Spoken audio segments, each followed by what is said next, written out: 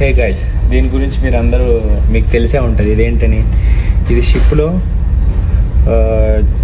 చాలామంది యూస్ చేస్తుంటారు, మీరు చూసుంటారు. దేనికి యూస్ చేస్తారనేది మీకు ఇప్పుడు చెప్పబోతున్నా. దీన్ని అయితే బైనోక్యులర్ అంటారు. ఇది చిన్నప్పటి నుంచి అందరికీ తెలిసిందే, స్కూల్ టైం నుంచి అందరూ చూసే ఉంటారు. బట్ షిప్లో ఎందుకు యూస్ చేస్తారని మీకు డౌట్ రావచ్చు. అదే మీకు ఎక్స్ప్లెయిన్ చేస్తున్నా.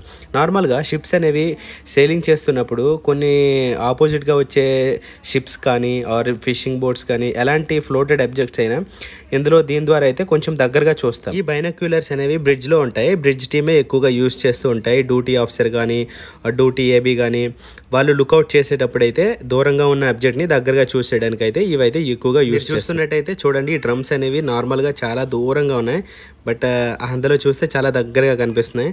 సో అలాగే ఈ మెరైన్ బైనోక్యులర్స్ అనేవి చాలా కాస్ట్లీ కూడా ఉంటాయి. నార్మల్గా ఒక 40,000 నుంచి ఒక 60-70,000 వరకు కూడా ఉండేవి, ఇంకా ఎక్కువగా ఉండేవి కూడా ఛాన్సే ఉంటుంది.